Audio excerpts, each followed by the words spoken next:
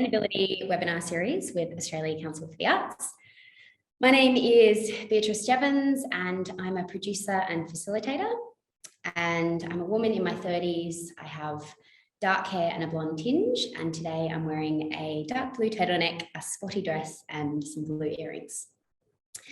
I'm very excited to be hosting this session today, talking about rewiring the arts and fueling the energy revolution.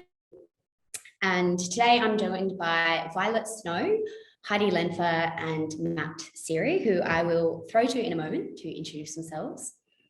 But I would first like to acknowledge that I am standing on the unceded lands of the Gadigal clan of the Eora Nation and pay respects to elders past, present and emerging. And I would also like to acknowledge First Nations people all around Australia and the world who have really been the first caretakers of country and also far too often on the front lines of this climate crisis. So there is a lot to dive into today, but a few notes before we start. This session is being Auslan interpreted by Christy and Carolyn, and we're also recording this session and it will be hosted on the Australia Council website along with a bunch of resources linked to the conversation. We will have some time at the end of the session for some Q&A. So if you'd like to ask any of our speakers a question, please pop it in the chat. And yeah, today we're talking about energy. So I think we all now know that we are in a critical decade of action. It's going to take a huge all hands on deck approach to turn this crisis around. And whilst the science is unequivocal that we need to change everything, it's also, we still have a window of action. Sometimes it's overwhelming and we kind of don't know where to start. So that's what this webinar series is really about, is to both help provide resources and practical tools and actions that we can all be doing in the arts and cultural sector, but also really come together to drive change and help advocate for these solutions. So we'll kind of jump to our speakers in a moment to introduce themselves in a bit more detail. And I'd like to first start with Violette Snow. Violette, over to you. Thanks, Beatrice, and hi everyone. I'm Violette Snow. I'm a senior campaigner with Greenpeace Australia Pacific, and I'd like to recognise the Mumaramina people of Lutruwita. I'm down in Hobart, or just across the river. For those tuning in who can't see me today, I'm a woman in my 30s with red-brown hair and a fringe. I'm wearing glasses and a green top. And behind me, there's a wonderful, very colourful artwork by the artist Keturah Zimran from Ikunchi in the Western Desert. So where to start? Maybe a little bit about Greenpeace. Greenpeace is a global campaigning network. We have offices in 25 regions spanning 55 countries across the world. We are fiercely independent, so we don't take money from governments or companies, and that enables us to investigate and expose environmental issues and to act to promote a future capable of nurturing all life on Earth. At the moment, what we're working on is stopping fossil fuel expansion and deep sea mining. We're supporting Pacific climate justice and electrification. We also work globally on plastics and biodiversity and deforestation. As a campaigner, I see my role as shifting power to influence change. So I design strategies that enable Greenpeace's community of a million Australians to pressure governments and big corporations toward our goal of securing a green and peaceful future. My core focus is really building momentum for climate solutions, like electrifying everything and powering it with renewables. So for the last 2 years at Greenpeace, I've been engaging with Australia's biggest companies, thinking about supermarkets, banks, retailers, and campaigning to get them to shift to 100% renewable electricity by 2025 and to get off oil by electrifying their cars and trucks.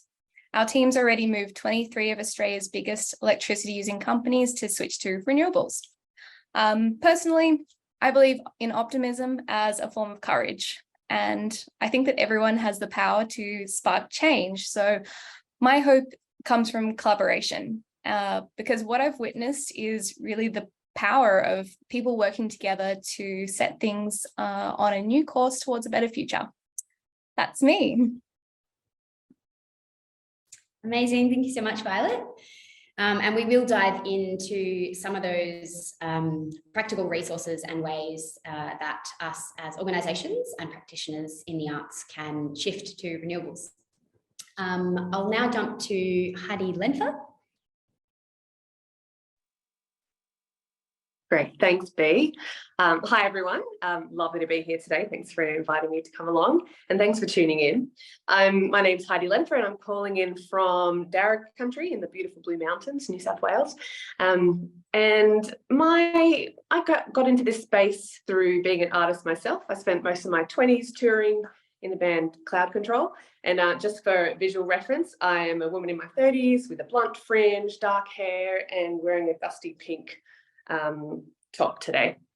And so after spending my 20s touring as a musician, writing music, playing keyboard and singing, I realized that there was something that was amiss with my chosen profession during a worsening climate crisis. So I'm now spending my 30s trying to rectify that situation.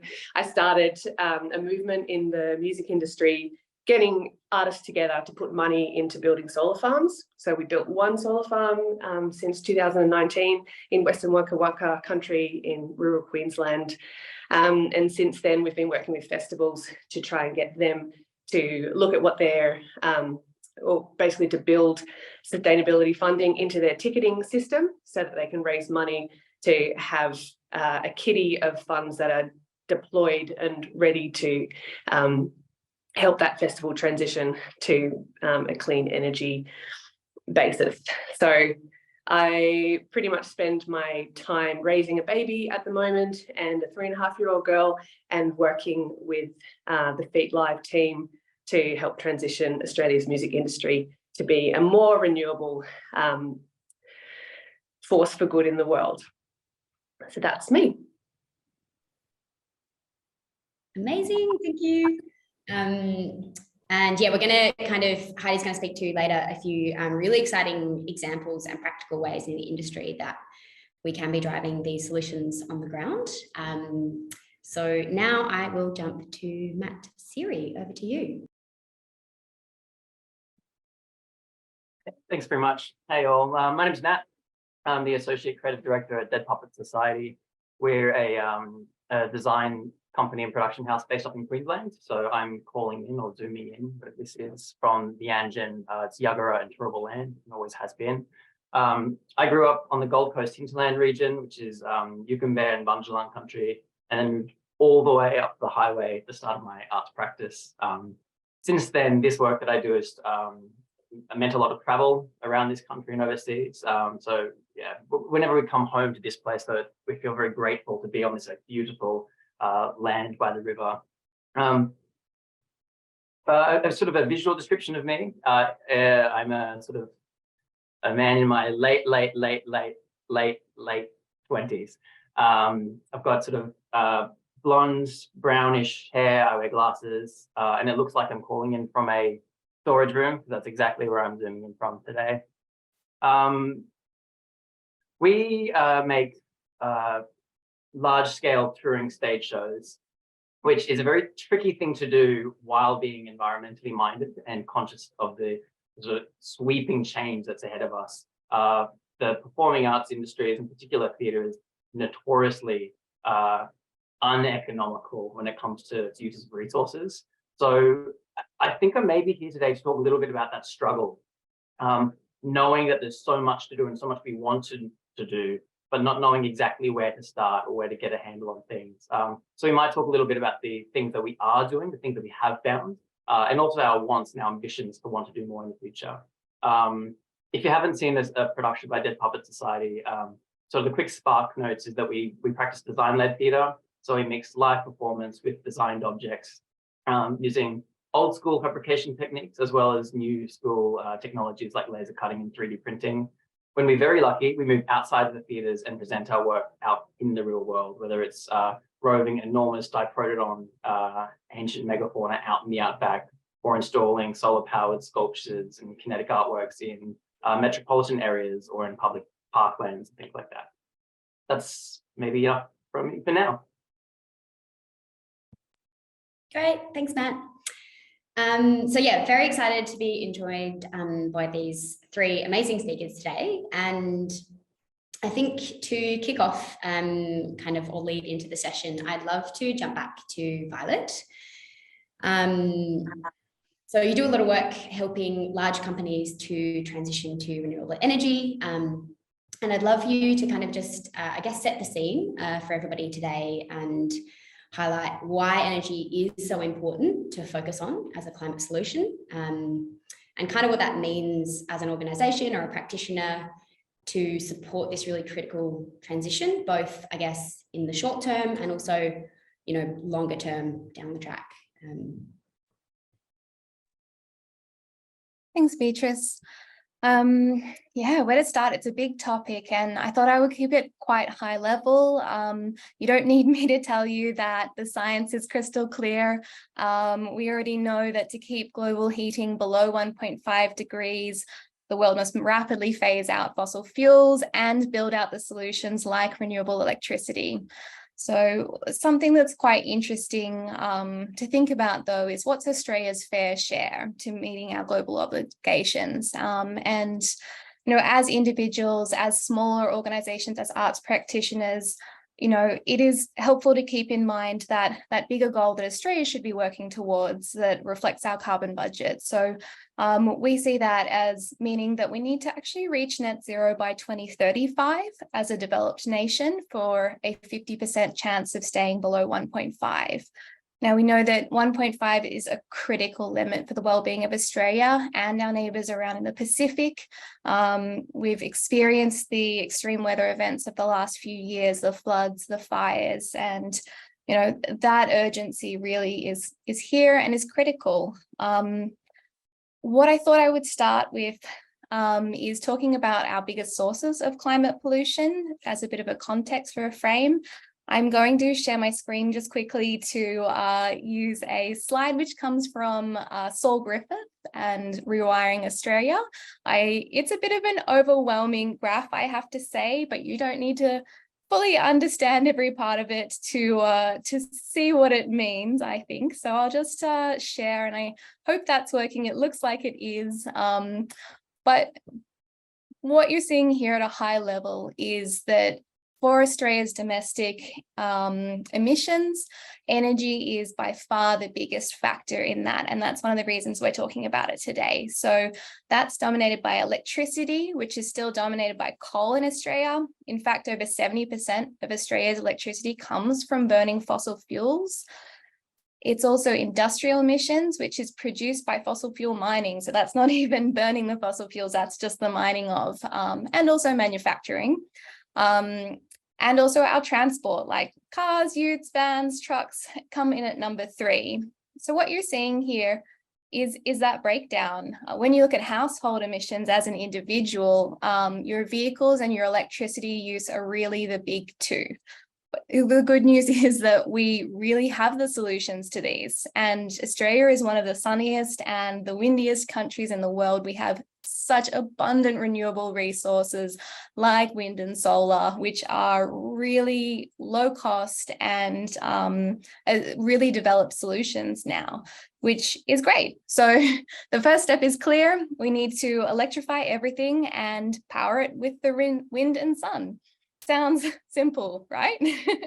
Well, whether it's in your home or your workplace, your energy and your transport are usually your 2 biggest sources of direct greenhouse gas emissions. There's other factors that come into this when you start thinking about scope 3, which is more indirect. I'm not going to go deeply into that today because we open up a whole new can of worms. Very happy to have those conversations down the track. But just to note that thinking about where you put your money, who you invest with, who you bank with, and also who you contract to do jobs for you are also important factors in this as well. So As I said, it's pretty lucky. There's some really easy solutions that are readily available to you, to all of us, really, to help make the shift. And I'll jump onto my next slide. It's a very simple one, but there's 5 really quick things that I touched on here. There's so many more as well, but looking at choosing 100% renewable electricity from your provider at home and at work, if you have the power to control that, or advocating for it, if you're not in charge of your workplace electricity. So if that option's available to you, you can also invest in rooftop solar or battery storage to run your practice directly from the sun or your home. I know Heidi's got lots of great experience around large scale solar as well, which is useful to talk about. The next one is really thinking about how you move from place to place. So switching to public and active transport where you can, switching to electric, finding what works for you in the context. Maybe that's walking or cycling more, switching your car to an e-bike or investing in an electric car. Then we talk about other activities like getting off gas, switching to your heating, your stove, your water and your electricity, all to electrify everything, as I said. The last thing, of course, is really advocacy. So however you can, find your power as an individual, as an organization, and use it to advocate, to join the movement.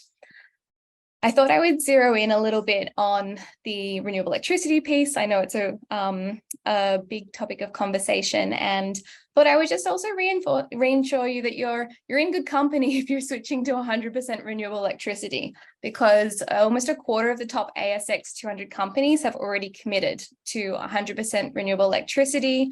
Major companies like Woolworths, Telstra, the big 4 banks, they're looking to switch by 2025 or 2030, and the scale of their challenge is huge. But as an individual or a small organization, it's a lot easier than the challenge that these guys face. So a great starting place can be somewhere like our Greenpeace's Green Electricity Guide. We published this version in late 2021, but the top 10 retailers still really hold true. So the Green Electricity Guide, what it is it's a really simple way to see which electricity providers in your area are credible on the environment and which aren't. So they're ranked on their carbon emissions, their reliance on coal, and their overall climate impact. You can take the top 10 as a good starting point to look at, and choose one that meets your needs. And once you've made a choice, there's also really simple step-by-step instructions on how to make the switch. So since we're 100% independent, you also know that we've put it together to help you, that it's not going to help the companies who are listed here.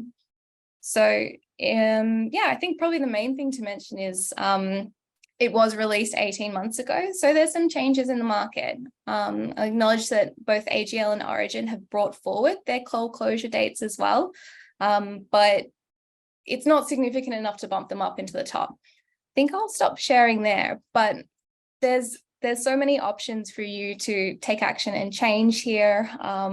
I haven't gone super deep on it, but I hope that kind of frames the picture, that really electrifying everything, powering it with renewables, and in your organization, in your household, that transport mobility piece and also your electricity, your energy use are really great places to start.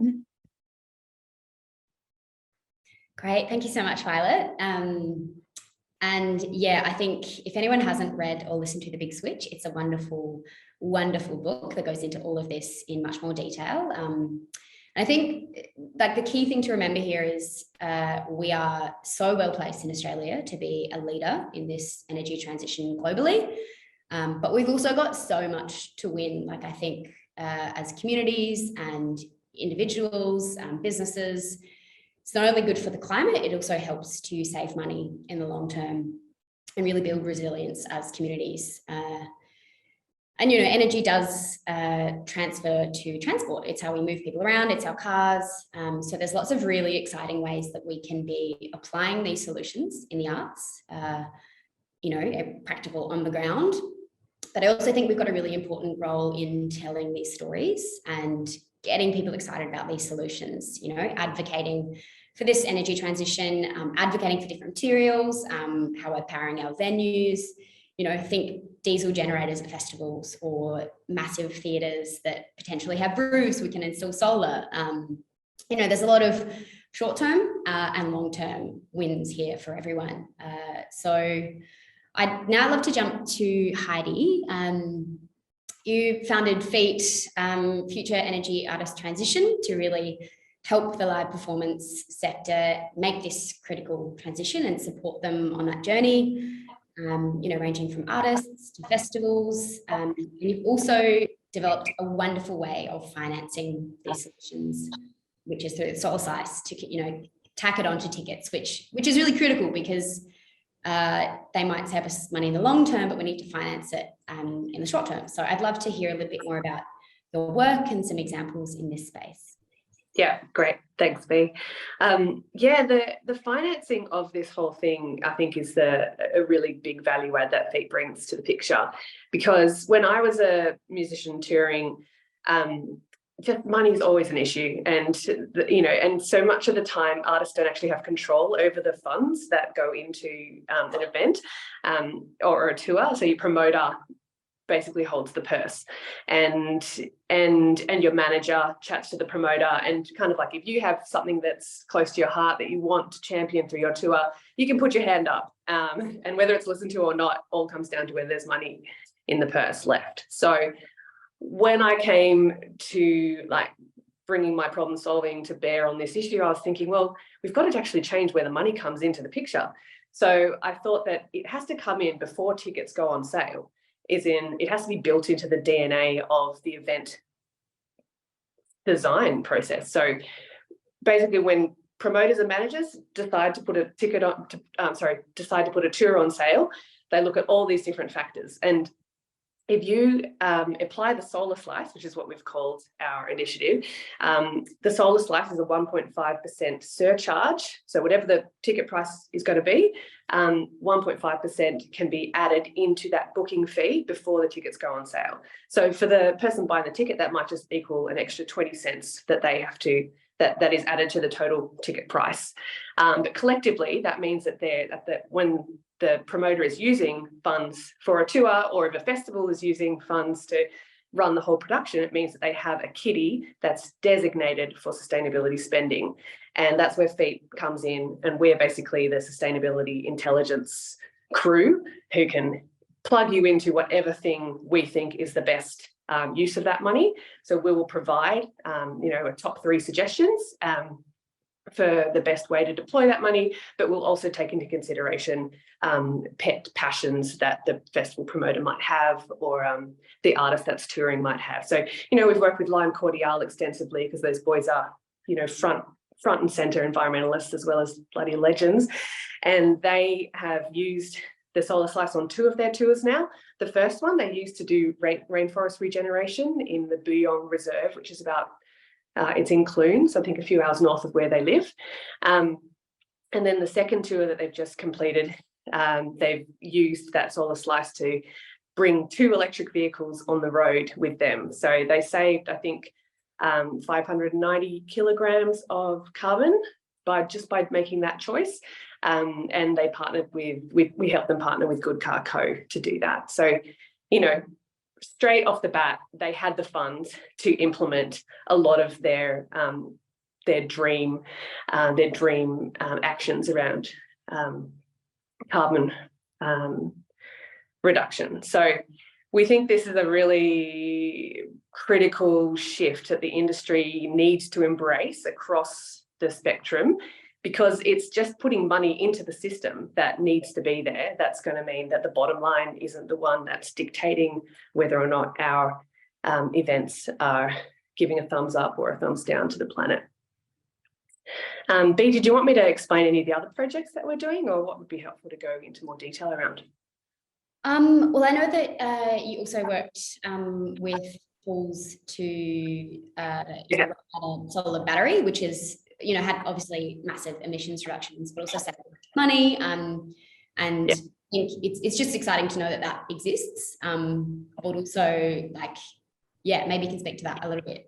Yeah, totally. So Falls Festival, you know, that runs on like so many generators. Like if you set up a festival in a greenfield site, which is just what you call an empty field somewhere in the in a rural area, you have to bring everything. You have to power it all by generators. So we worked with Falls Festival at the Byron Bay Parklands this year to install a solar array backstage with a battery to power the backstage operations of 2 of the administrative blocks.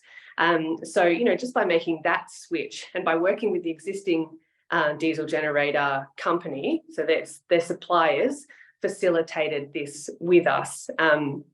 Because, you know, so many different areas of the industry knows that we need to transition. And so it was actually been very heartening for me to see there's appetite, even within, you know, traditional electricity providing companies to facilitate the change they need to see. And when you come to them saying, hey, look, we've got this bucket of money to do X, Y, Z, this is what we want to do, how can you help us achieve this really quickly? Doors can open really fast. And so you can actually walk away with great wins quite quickly. And so we also worked with Laneway this year to do a carbon accounting piece. So they were really interested in just understanding a detailed snapshot of what their festival looks like. And of course, it's going to be huge because they have 6 different festivals over 3 different weekends that go completely around Australia as well as New Zealand. And used to be Singapore as well. So, you know, they want to understand it in order to bring it down next year. So the Solar Slice money went towards partnering with NetNada, who are an AI-powered carbon accounting firm. So heaps of great projects on the go, spanning the full range of climate action that's available to us. You know, emissions reduction as well as tree regeneration. You know, moving electric vehicles into the picture as well. So yeah, it's really exciting to see that, you know, we can be a bit of a Swiss Army knife depending on where the appetite is. Amazing, thank you so much. And I think, yeah, there are so many opportunities to make these transitions, and I think it's important to remember that there's a lot that we can do now, like, you know, switching our energy provider, or, you know, taking public transport, a few of the examples that Violet mentioned. But it's also important to remember that it is a transition. So you don't have to go out and buy an electric vehicle now and like switch everything over and then feel guilty if you're not doing it in a year. It's like, it's more about that transition, you know? So when your next car breaks down, or maybe when you're booking a car for your next tour, you know, starting those conversations internally, but also thinking about what you're doing on the ground over the next 5 years. And making sure those goals are kind of forefront. I think what FEET does so well is not only the financing, which is obviously critical, that's often a barrier or a roadblock to take action, but also people are busy or they don't really know where to start, right? So it also helps to really, like you said, Swiss Army knife, all those solutions. But yeah, I think, and the other side of that is advocacy, you know. FEET works with artists to talk about these solutions that have been applied. And they don't necessarily know everything about the science of it or the technical side, but they're really inspired and keen to support climate action and get that message out there. So I'd love to jump to Matt now. The Dead Puppet Society, I mean, you guys have a history of programming ecological and environment focused works.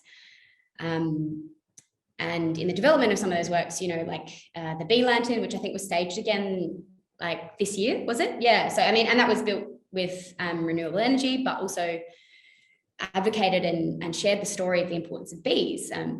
So I think that's our critical role and responsibility as storytellers and you know, people with a stage or a platform, is making this stuff exciting and inspiring, and bringing in that really strong advocacy piece. So I'd love to hear about that project and also some of your broader kind of environment and climate action work within the company. Yeah, thank you. It's been really interesting to hear, you know, the work that Violet and Heidi are doing, and to realize that while that's such different work, approaching the same issues from a very different perspective, from these like massive scales, touching many people to enact sweeping change, whereas we come from like a hyper-personalized, we are a massive company of 5 people, sort of making individual projects. the stresses or the tensions are the same. As you talk around it, every conversation in what we're able to do is fueled by money and who controls it.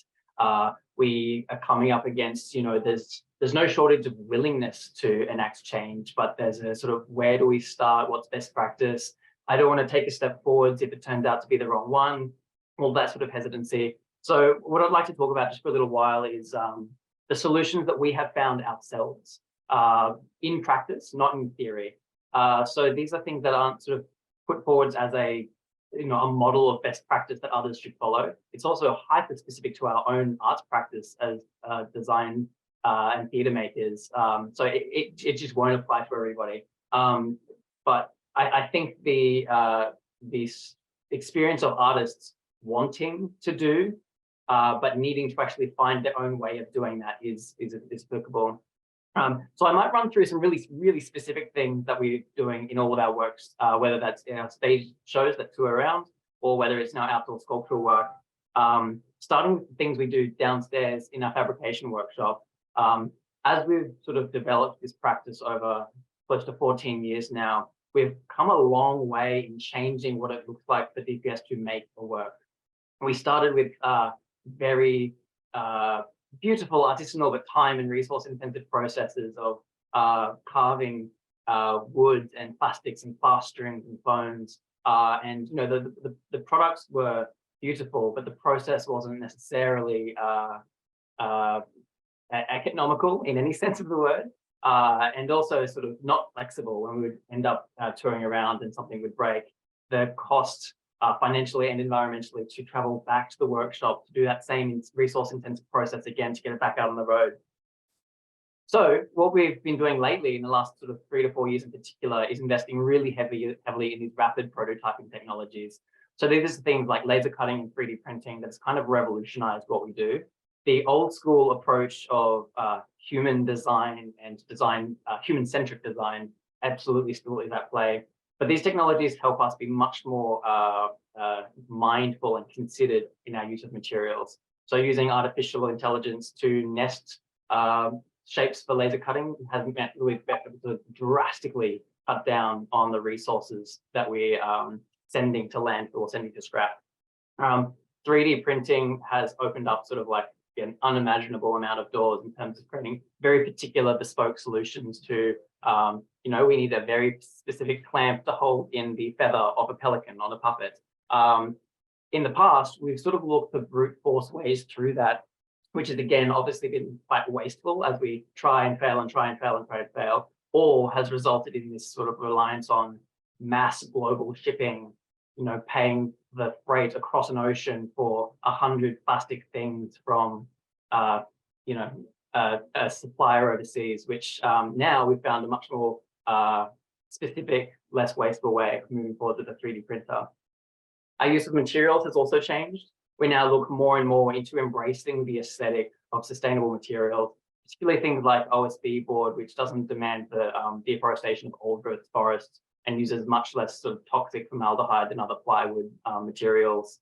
When we use metal, we look for metal that are sort of naturally occurring when we can, but otherwise are endlessly recyclable. So these are our brass and aluminium, things that we can sort of get benefit off from again and again and again and again and again. I'm very interested in the near future to start playing with seaweed and kelp leather to replace the actual leather or faux leather we've been using. But anyway, that's for the future. The bee lantern again was an example of our interest in electrifying everything, as we've heard, and it was our first foray into solar powered artwork. That was a massive learning curve for us, and it felt very daunting. But to use a project as not only a piece of art for the benefit of the public and the audience, but as a way that we could sort of like take that scary first leap and rip the band-aid, which is now knowledge that we have for every project moving forward into the future. I should acknowledge that the bee lantern still had a supply of mains power for rainy days or for catastrophic failures, but which I think speaks to our want to, even when we can't find our most ideal solution or the solution that takes progress all the way, to not limit that and say we won't take any step forward if we can't go all the way to start that process. There's also some things practically we do, like in our inboxes or in our offices once we're out of the workshop. These are really simple things like setting up the precedent that we have a 1% carbon offset budget line in every one of our projects, so that some amount of money of the income of the project will go towards carbon offsetting initiatives, whether this is with the Reef Restoration Foundation or the Greenpeace Australia or any of these sort of like organizations that do that environmental work. This is, while it's small amounts so far, it's obviously something we don't want to grow into the future. At the moment, it's more about habit setting and setting a precedent. And that as we move forwards, the standard template of a production management sort of process includes these as non-negotiables. And in fact, that they are just becoming the cost of doing business. Something else that is very specific to the theatre and performing arts, I suppose, is we try to maximize all of our productions for their touring life. To create a show is incredibly resource intensive, time intensive, financially intensive. So to avoid that sort of like horrific scenario that we see time and time again of big elaborate sets and costumes and everything just going into the skip, every one of our shows is designed to have a very fruitful touring life. And if it doesn't look like that is an option or there's no market for that, we reconsider whether the show should be made in the first place, which sometimes is like, yes, quite a brutal thing to consider. But, you know, it sort of feels in the vein of, you know, the reuse part, reduce, reuse, recycle. It like has to have more life than just its first. Otherwise, I'm not sure if we can quite justify the cost benefits of ratio. So those are things we're doing in practice. But as we said, like so much of that we don't have control over. It's dependent on budget that we get from partners or particular briefs that we're meeting. What we can control though all the time is the artwork itself and the philosophies that drive those. So as you were talking about, all Dead Puppet Society works is sort of fueled by ideas of social responsibility, and environmentalism is like way, way, way up there on that list. So all of our artworks are designed to encourage our audiences to remember or reconsider their relationships with the natural world around them. And we point particularly to the fragility of that relationship, that it's a two-way street, but once it's lost, it won't be coming back. So that sort of shapes the types of artworks and the types of stories we tell. And so while we're making small, hopefully meaningful, but still small steps of our own practically, these are sort of ideas that we can be nurturing more broadly in our audiences that will hopefully inspire those to continue this journey that we're on as well in their own way. Amazing. Thank you, Matt. And I think, yeah, I mean, steep learning curve and vastly overwhelming, I think, are themes within any form of climate action or environmental sustainability. And I think that's like, for me personally, it's important to remember that you just can't get everything right, and you do what you can in your capacity, time and budget, and that will look different to everyone. But like, I think it is so important that we recognize it needs to be put into budget lines early on. You know, carbon accounting needs to be like in line with normal budgetary accounting, and these are topics and focus points that we can't really afford not to focus on now as well, whether that be corporate social responsibility, whether it's expectations from our audiences or stakeholders. You know, it's just not an option not to do it, but start where you can and do something. And as we've heard from our three speakers, there's so much that we can do, and it's really exciting. And also, I think, you know, and I said this at the beginning, but it's really important to just know that you're part of a massive movement of people driving change. You know, collaborate, reach out, ask questions. There's a high likelihood that someone has tried this before, maybe, and you can learn from their mistakes, or, you know, their wins and successes. And not only in Australia, but globally. You know, this is a global challenge. They're big, complex problems, and the best way to solve any of this is together. So yeah, thank you to all of our wonderful speakers. I mean, in a moment, we will jump to some question time if you'd like to start popping those in the chat. But before we do that, I'd just love to jump back to each of our speakers for a couple of minutes to kind of summarize in a way this topic of energy and electrification, and provide maybe one key takeout or action or inspiration, podcast, anything that can kind of leave our participants today feeling inspired to kind of take steps towards this transition. Maybe I'll start with Violet. I'll jump back to you. Sure. One key takeaway. How am I going to limit it? Firstly, just how inspiring are Heidi and Matt. I love to see Solar Slice built into everything. And Matt's work, which is solar powered, thoughtful, considered artworks, bringing it into everyday arts practice. It's just so inspiring. And I think what I'm reflecting on is like, yes, electrify everything, power with renewables, you know, switch your electricity, your heating, your stove, your car. Yes, do all those. But as we've heard from Matt and Heidi, don't forget that as practitioners, as organizations in the arts, you have cultural power to shape the conversation by connecting with people, by bringing these solutions that you know how to fix the problems in the arts, or you know how to bring climate solutions to the arts. And part of that is connecting with people in those conversations, making people feel. We don't need to be scientists or experts to inspire others to join the movement and to take action and create change, because we've all experienced climate change. And so, yeah, find what speaks to your heart and inspire others is probably what I want to leave you with, as well as kind of all of these electrification things. Maybe I put 3 books on my desk that I wanted to share just quickly. We did mention before The Big Switch by Saul Griffith is a really good one if you want to get kind of like nerdy but accessible on electrification in Australia. A really good place to start. If you want to talk more about climate change and feel confident in having those conversations, Rebecca Huntley's work, How to Talk About Climate Change in a Way That Makes a Difference, is amazing. And if you want to look up and feel hopeful, The Future We Choose is also a really great one with Christiana Figueres. So they're some of the big bookshelf that I wanted to share with you all. And yeah, I don't know, just do what you can. There's no bad place to start somewhere and see where the journey takes you. Thanks, Violet. I'll quickly mention there's all those 3 books are fabulous.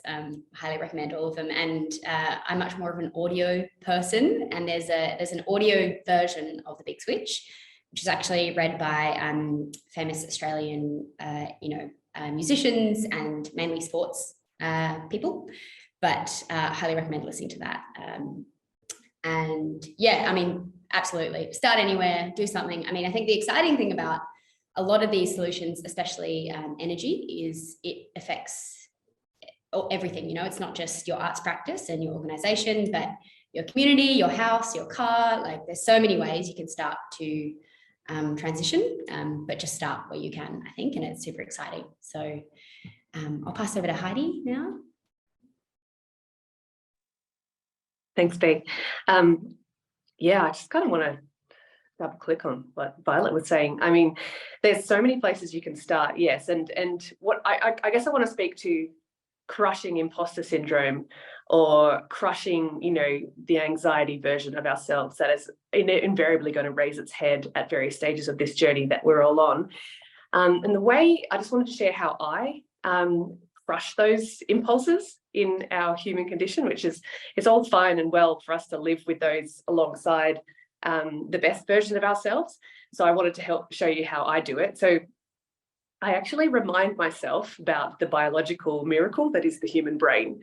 So each brain has 100 trillion synaptic connections that makes up each person on this call. And that means that you're so stupidly unique, it's not funny. And so when you die, like that bundle of connections that is going to separate you from even your, you know, identical twin is lost forever. So if we are on this planet at this critical time in history and we're not bringing all of our intelligence to bear on this problem, to solve the problem in the way that only you can solve it, then we're wasting our time. So I would just really encourage you to respect yourself, respect the fact that you might not feel like you know stuff, but you do, and you have a network that no one else has.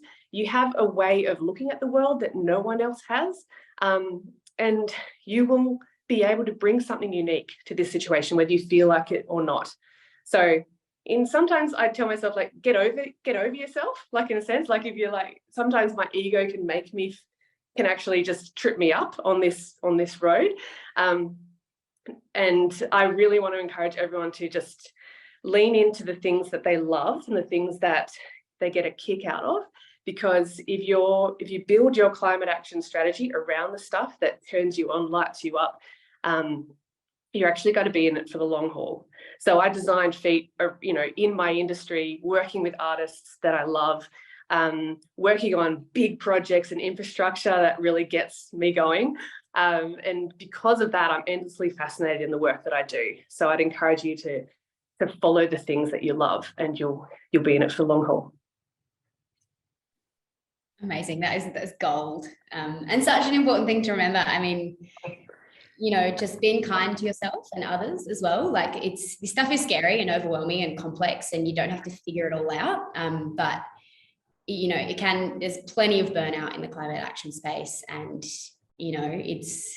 it's complex stuff. So I think look after yourself, just be kind to others. And the flip side of that is, get excited, because I think we do really have an opportunity to reshape and retell the story of how we're living on this planet and caring for every other beautiful little critter along with us. So yeah, I think that's an amazing one. I didn't know that about the brain. That's great. All right, Matt, I'll pass over to you now. Thank you. I think I'd just like to sort of summarize my contributions to this conversation by acknowledging that it's tough and difficult, and these changes, it's hard to know what the changes are, but even once we sort of have an idea of what it's hard work. I want to acknowledge that the talking is the easy part, and the thinking is harder, but still easy. The doing is it's hard work. Thankfully, the artistic community are some of the hardest working people I know, so that's a relief. And underneath all of that hard work, I mean, I take solace in the fact that what we're essentially doing is reshaping the stories of the way we live together in the world, and dreaming a new future, which that practice actually comes as second nature to so many in the artistic community. So there's a sort of fun contradiction there that I just wanted to point out and to acknowledge at the end of this conversation. Yeah, absolutely. Thanks for pointing that out. I love that, reshaping and sharing different stories. That's I think it's easy to forget in the arts and cultural sector our power and our responsibility in that space. Like, not everyone, sure, we've got social media and there's the internet and there's a circle of influence and a platform in a way, but how we tell stories in the arts is really unique and special, and we need creativity, we need innovation, we need hardworking creatives and everyone really to come together on this. So yeah, thank you so much everyone for that. We've got a few questions before we round up. And the first one here, so this is a really good one actually. And I might kind of start with Violet from your experience working with big organisations here. The question is, how have you managed boards that may not want to invest budget into these first steps to change? Big, clunky, hard one. So I guess, how have you navigated that in some of the big organisations you've worked with? And what can we do? Excellent question. Which I guess I'll preface with saying I know that every board is made up of unique individuals who care about different things. And so I think there is something to be said for knowing who you're speaking to and what they care about and coming up with a way to speak to what they care about, and to leverage that. It's a hard question to talk to without knowing what type of organization, who the board members are. I feel like can be very bespoke, but some general principles that I think I've found, and if I'm working on the fly to think what they would be, is that, the first one is knowing who you're speaking to. Quickly followed by finding who your champions are. Is there just one person on the board that you know really cares about climate change, or really cares about the future for their children, or really cares about renewable electricity or their new electric vehicle, and think about how that can become a conversation piece to build into a broader strategy around influencing the board. So that's kind of, I guess, like one approach. There's other opportunities really for speaking to boards around what pressures will work for them. And as Greenpeace, we obviously use people power a lot to shine a light on environmental issues and bad practices by companies. So that social license piece, that's not something you as a staff member of an organization are probably going to be leveraging. But there are campaigns out there like ours. We have our Electrify campaign, which is talking a lot about electric vehicles in fleets for big organizations. There are campaigns around renewable electricity in the corporate sector, using those as case studies to influence board members, even of like smaller organizations who might not be targets. There's heaps of resources that organizations like Greenpeace put out, which will give you good, good background, good case studies to be having those conversations. If you don't have direct access to the board and they're blocking something as well, finding those champions within senior management and those decision makers who might hold the purse strings or might be responsible for your renewable electricity, maybe your operations manager, those types of people can be really powerful allies for getting things moving. That'd be my initial take. Maybe Heidi might have some ideas as well, I think, in an arts context. I think that was a really great answer. I don't have much. Finding your champions, that's the thing. It's probably my primary strategy in most instances. You've got to speak broadly to all levels of the power hierarchy to get any idea up, but obviously there are ones that are weighted more heavily than others, and if you can get just one of those on board, they can turn the heads of everyone else. So yeah, being a personable, positive influence in every conversation you have about this goes a long way to getting people on board and getting people to open doors that otherwise they might be shut because they're afraid or they don't know what to do. So I think bringing a really optimistic mindset into any conversation is a really key way to get the big dogs on board.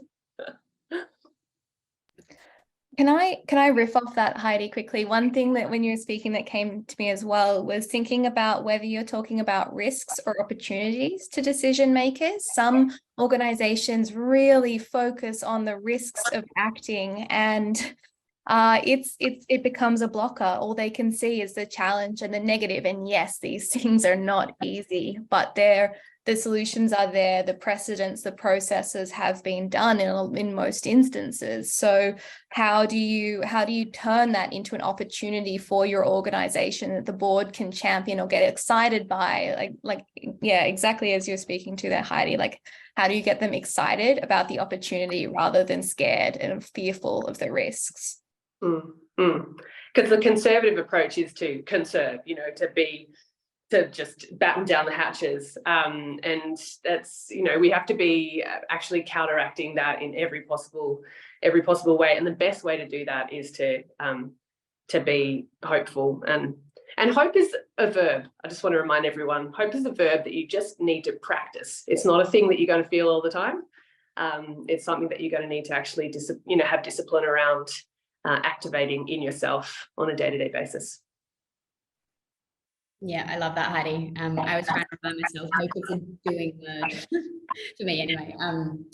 I think I'll add to that really quickly before I jump onto another question. Like I think from my experience, yeah, kind of talking about what we've got to win, but also having really exciting examples, especially of people in the industry that have done that before. Because I think what that helps to do for decision makers is like, not only it's been done before and it's worked, but also they're doing it. And so that sometimes feeds off of like competitive edge, or, you know, they're like, oh, they've been doing it, we better do it. Like, so, but also it provides a roadmap to be like, it's worked, let's give it a go. Obviously it'll look different depending on the context of your organization, but there's so many incredible things that are already happening.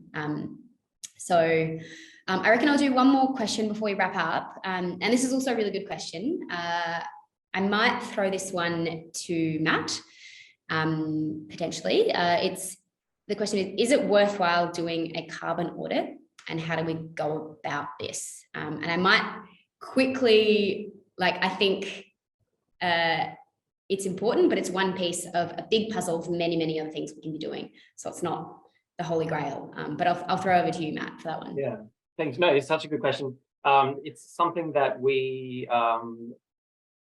considered to do at Dead Puppet Society as we started to try to formalize and, you know, write into policies and write into production templates, these sort of actions that we're doing. Doing some research into what that process looks like, we learned very quickly that it's actually outside of our reach at this point. The process is quite intensive, and it's something that would utterly decimate our ability to maintain our arts practice and keep the company running as it needs to. So rather than sort of shying away and say, right, well, we won't do anything of it, we found sort of a comfortable compromise that can fit within our budgets, can fit within our team's time. But now we have this really clear sort of like thing in the distance that we can strive towards in a way that can be very explicit. You know, as we go forward and do our strategic plans over many years, there will come a point when that kind of work can become a KPO and we can hold ourselves accountable to it in that way. Yeah, that's sort of our personal experience with carbon audit. Yeah, it's a great response and a really great question. I think it's definitely high as far as climate solutions that we hear about, you know, track your footprint, offset, and, you know, make sure you've got a really stringent carbon auditing process. And I think it is one of many solutions, but at the same time, like the purpose of doing a carbon audit is to know where you're at. I think in the arts, there's so many moving pieces that changes anyway, quite constantly. And it's really important to focus on that active carbon reduction. So like Violet said at the beginning and showed that wonderful graph, like 80% of our emissions we know in Australia comes from energy. So let's jump straight to what we do to reduce our energy or shift to renewables. Like, I think that's just my personal take on that piece. I think if you've got the budget and the time and resources, go for it. But if you don't, focus on energy or waste or switching your bank or something. So yeah. Heidi, did you? Yeah, just to lean in a bit more on this point there. There's some challenges around the carbon auditing thing, I think, because like working with some of the bands that we've been working with, like Lime Cordial, for example, they knew that their tour was super carbon intensive. So they thought, well, instead of spending the money to do a carbon audit, why don't we actually just put that money straight into solutions that we know are going to help us make it smaller. And I think it was actually on a Greenpeace webinar that I learned that the carbon footprint as a concept was invented by Shell. Correct me if I'm wrong, Violet, but it was invented as a way to distract people to like just look inward on what they're doing and to let the big companies keep on polluting. So we just need to be careful that we're not spending too much time inwardly focused and crunching numbers when we could actually be using that time to just be applying that great list of solutions that Violet put up at the start of the chat today, where you can just systematically work through those things. And if you're feeling anxious about what to do, just remember there's a bloody list of things out there. You can just work through them instead of ruminating and going into the fetal position. Amazing. Well, I think that's it for today. Thank you so much, everyone, for streaming in today. And thank you so much to our wonderful speakers. I think it's super exciting to hear about all of these solutions, what we can be doing, and how we can really come together on this change. So this webinar has been recorded and it will be available on the website, along with a bunch of resources and tools and guides and further learning on how you can drive the solution in your practice. Yeah, thank you so much. I hope everyone feels inspired and excited. And that's it for today. Thanks very much, and for the Australia Council putting this together for us. Yes. Thank you. Thank you.